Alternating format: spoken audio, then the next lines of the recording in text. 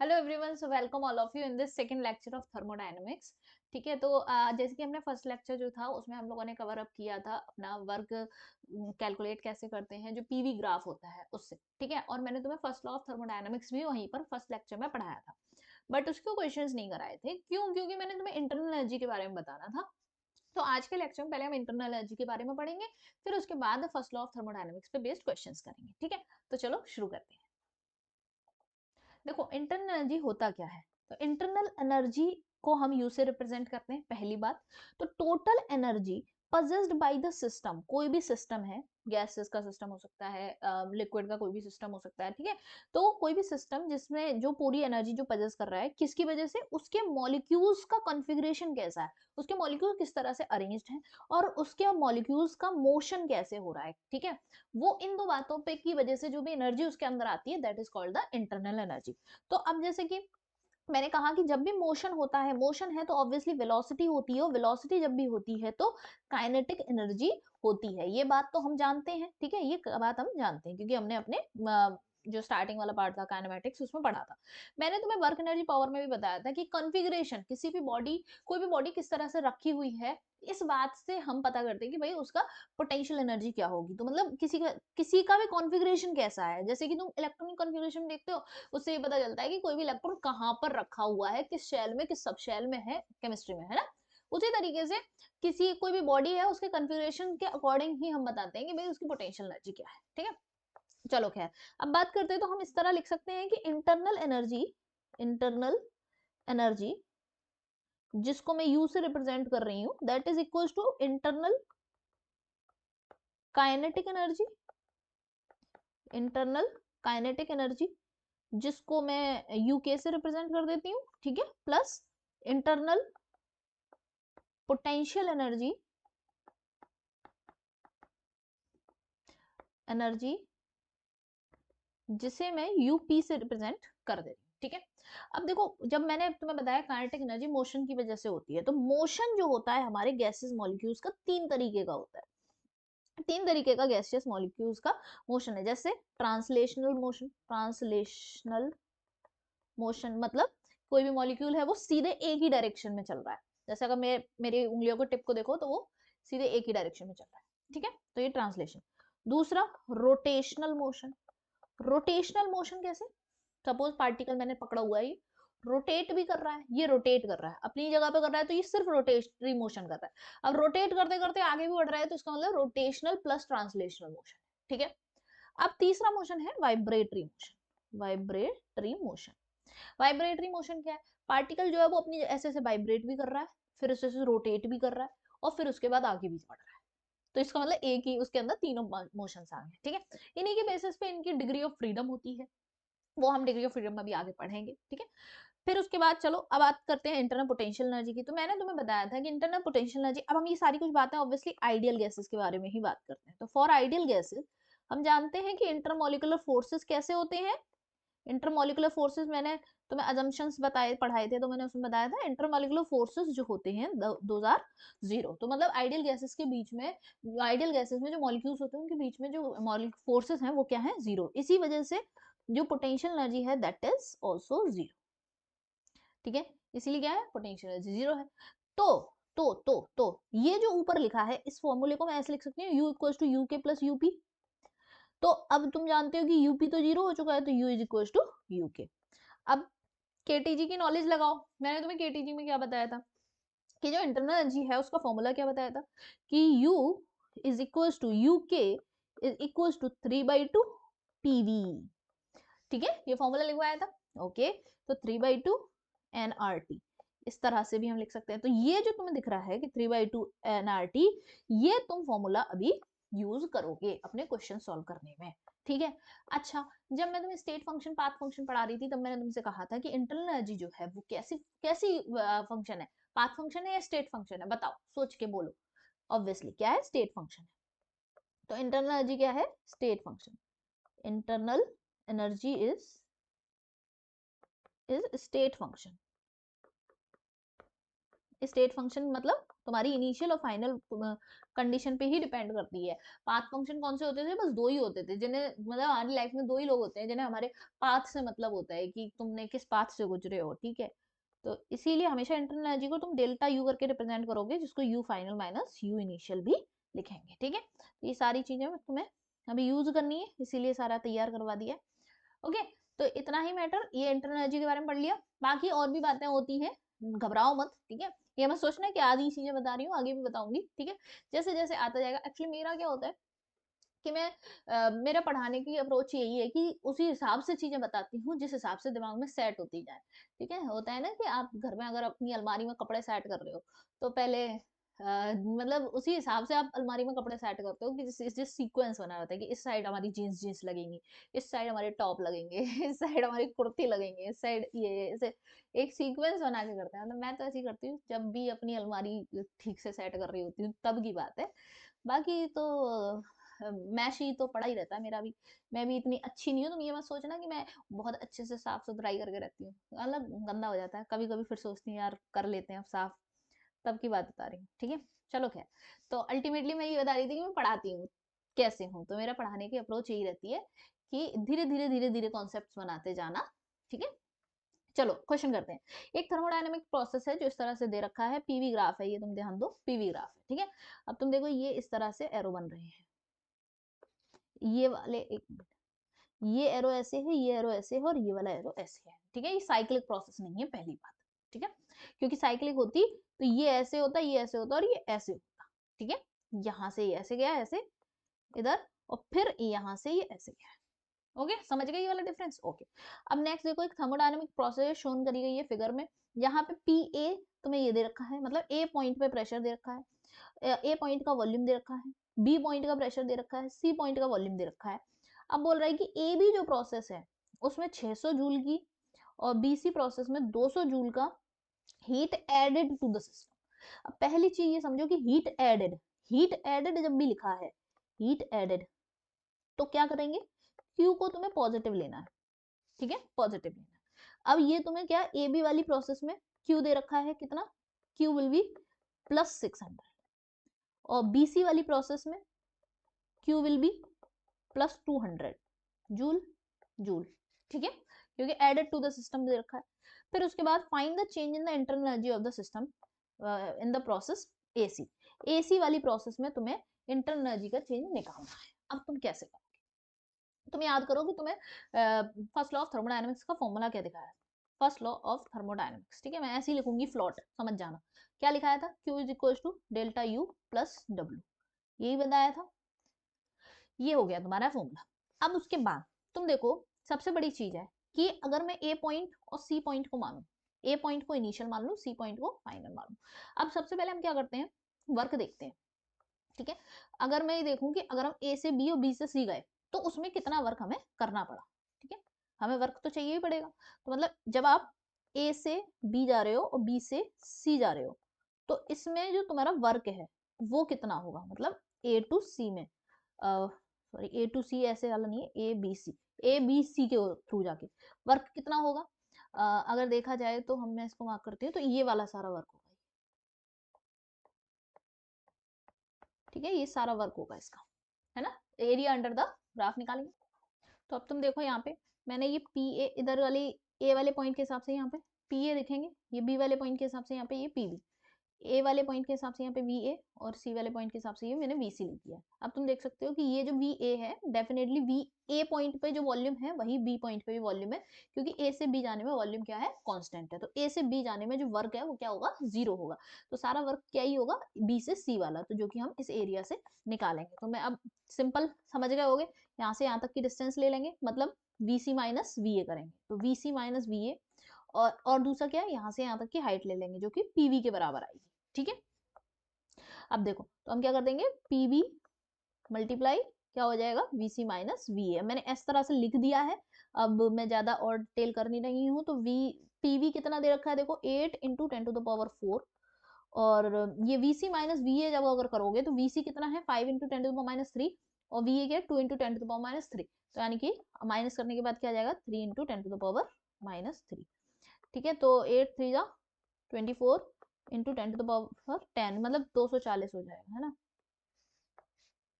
ये आ गया तुम्हारा वर्क, कहाँ ए से बी, ए बी सी जाने में वर्क जो था। अब उसके बाद फायदा क्या है, अब उसके बाद ये है कि तुम्हें ए से बी और बी से सी जाने में तुम्हें क्या दे रखी है, हीट, मतलब ए से बी में कितनी हीट दी गई, फिर बी से सी में जो कितनी हीट दी गई। तो यानी कि ए से बी, यहाँ पे यही कर देते हैं, ठीक है। ये वर्क तो निकाल लिया तुमने इधर का, अब इसकी हीट भी देखते हैं। हीट कितनी होगी, कहाँ से, ए से बी, बी से सी में। ऑब्वियसली तुम क्या करोगे, ऐड करोगे, कितना, A B Q A B, Q A B plus Q B C, जो कि कितना आ जाएगा 600 प्लस 200। अब हम ये सब क्यों कर रहे हैं, ये सब हम इसलिए कर रहे हैं क्योंकि अगर मुझे ए और सी के बीच की यहाँ से यहाँ तक का, देखो मैं वर्क निकाल सकती हूँ, यहाँ से यहाँ तक की ही मुझे हीट दी है, इसीलिए मैं यहाँ से यहाँ तक के वर्क में इंटरेस्टेड हूँ, ठीक है। अब मुझे वर्क और हीट पता चल जाएगी तो मैं इंटरनल एनर्जी निकाल लूंगी।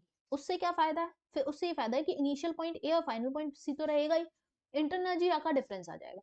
जब यहाँ से यहाँ तक के बीच में इंटरनल एनर्जी का डिफरेंस आ जाएगा तो तुम चाहे ए बी और फिर सी ऐसे करके जाओ, या फिर यहाँ से जाओ, किसी भी पाथ से जाओ, इंटरनल एनर्जी सेम रहेगी। क्यों, इनिशियल पॉइंट और फाइनल पॉइंट सेम है, ठीक है। ए बी और सी ऐसे गए तब भी इनिशियल पॉइंट ए है, फिर फाइनल पॉइंट सी है, ठीक है। पर यहाँ पे हीट अलग होगी और वर्क भी अलग होगा, वर्क तो देखो इतना सारा है, ठीक है। बट जब ए से सी इस तरह से जाओगे तो ऑब्वियसली वर्क ये वाला होगा, वर्क भी अलग होगा, ठीक है। बट ये इंटरनल एनर्जी सेम होगी, क्यों, इनिशियल और फाइनल पॉइंट क्या है, सेम है। समझ गए बात। तो हम पहले क्या करनी, ये क्यों कर रहे हैं, ये सब वर्क निकाल लिया, हीट निकाल ली, क्यों निकाल ली, ताकि अब हम इंटरनल एनर्जी निकाल लें। तो हमारी इंटरनल एनर्जी क्या होगी, तो अब Q equals to delta U plus W, तो delta U is equals to क्या हो जाएगा, Q माइनस डब्ल्यू, ठीक है। अब तुम देख सकते हो कि यहाँ से यहाँ तक जब गए हो तो ऑब्वियसली वॉल्यूम इंक्रीज कर रहा है, वर्क हमारा पॉजिटिव में ही रहेगा, कोई प्रॉब्लम वाली बात नहीं है, ठीक है। कोई प्रॉब्लम वाली बात नहीं है, वर्क हमारा पॉजिटिव में ही रहेगा। तो Q कितना आया था 800 माइनस प्लस का 2400, 2400 नहीं है 240 है, ठीक है, प्लस का ये मैंने प्लस के साइन के साथ इसलिए प्रॉपरली रखा है ताकि तुम्हें आगे ये कंफ्यूजन ना आए। 800 में से 240 जाते हैं तो कितने बचते हैं यार, 800 में से 200 जाएंगे तो 600 बचेंगे, 600 में से 40 जाएंगे तो 560 बचेंगे, ठीक है। 560 जूल, कैसा, प्लस का।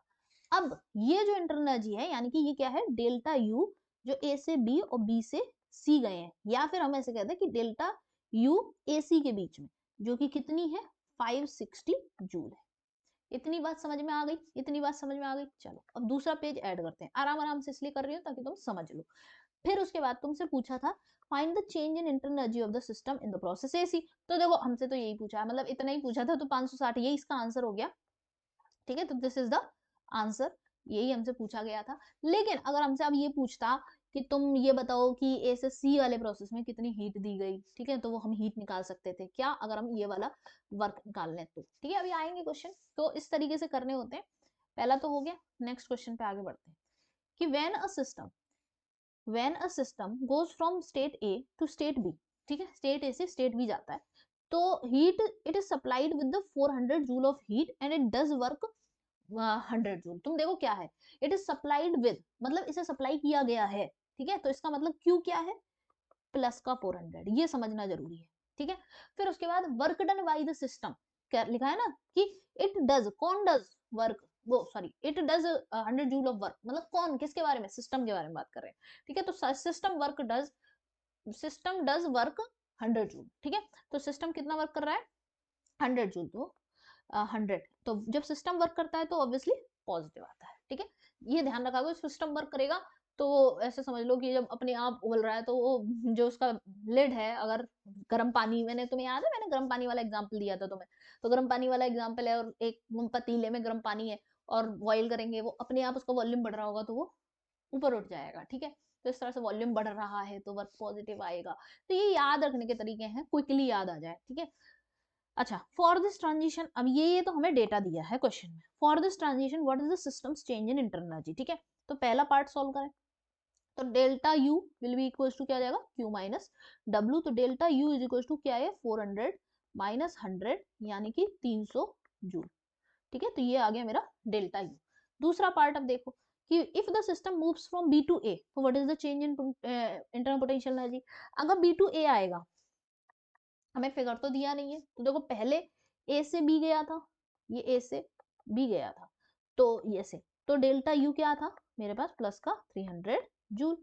अब यही चीज अगर ऐसे हो जाए, बी से ए आए, ठीक है, तो हमारा डेल्टा यू क्या हो जाए, माइनस का 300 जूल, ठीक है ना, साइन चेंज हो जाएगा, अपोजिट डायरेक्शन हो गई।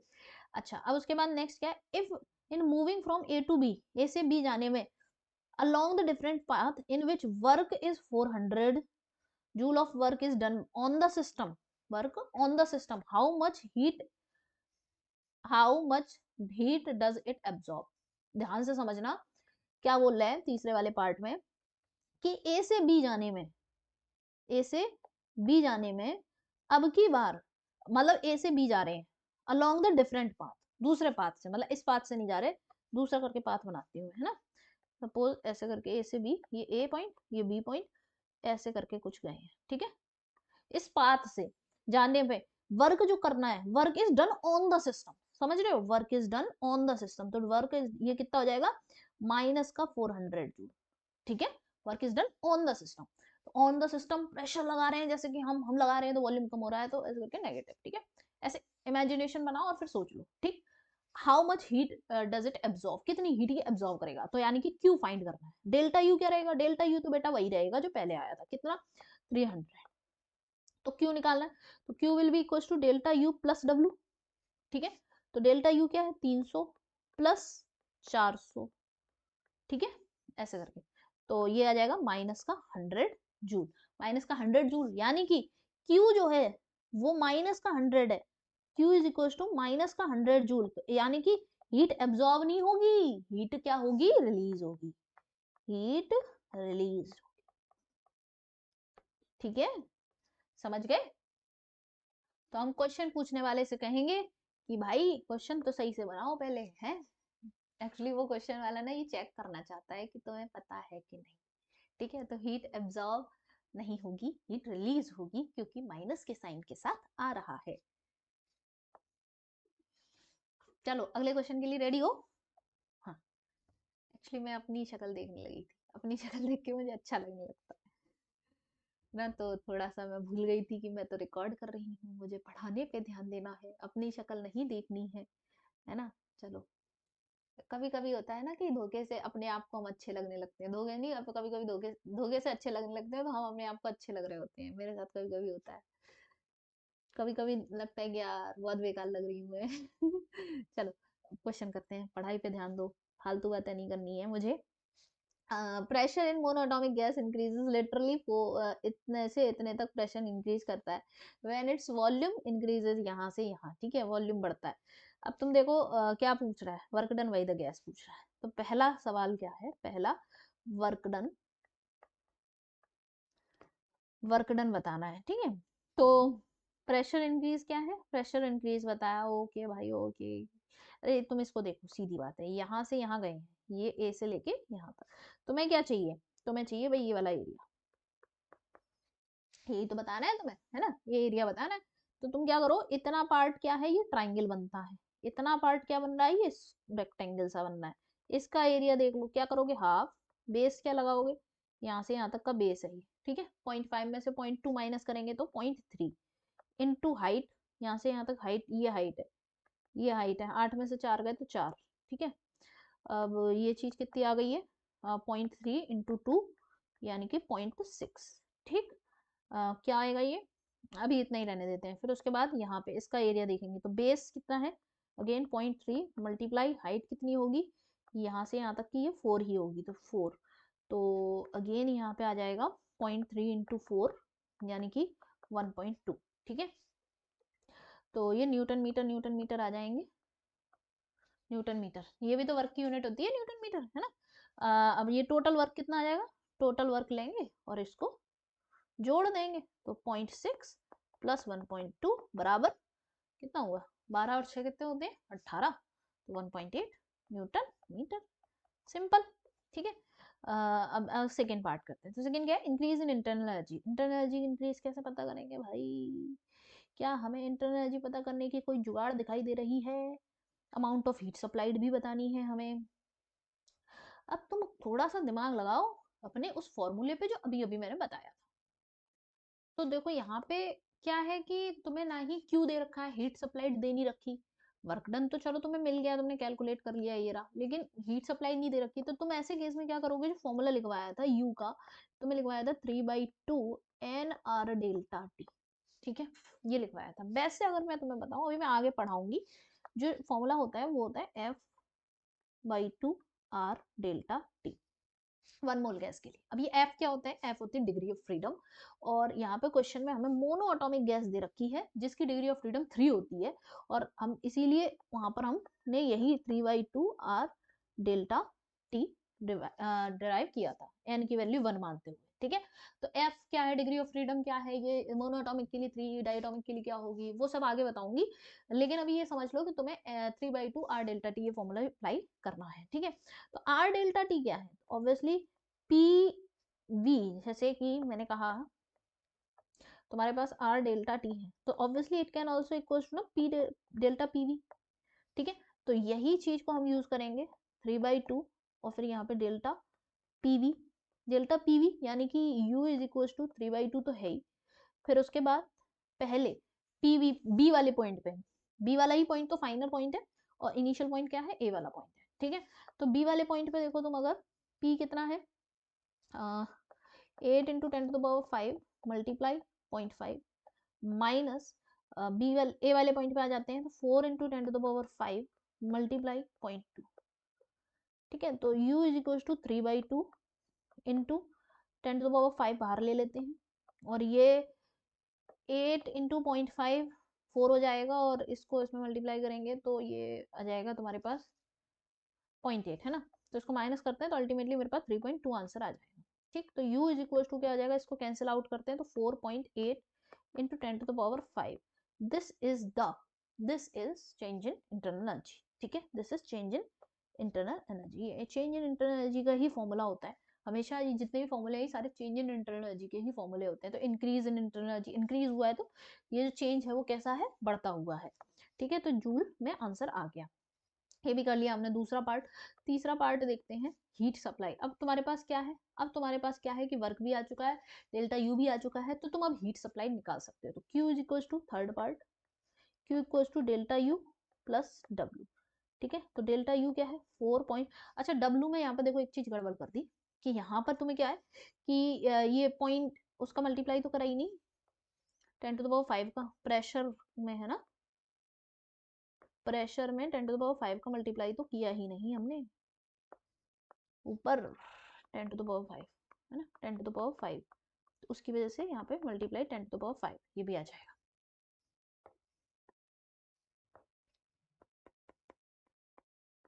प्रेशर का वो,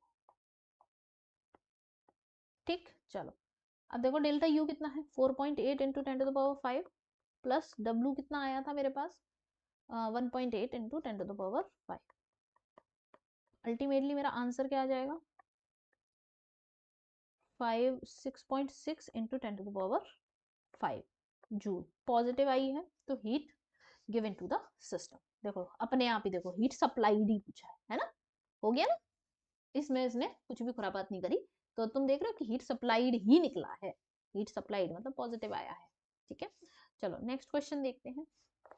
next question, when a system is taken from a state A to state B along a path ACB, ACB यानी कि ऐसे ऐसे गए, ठीक है।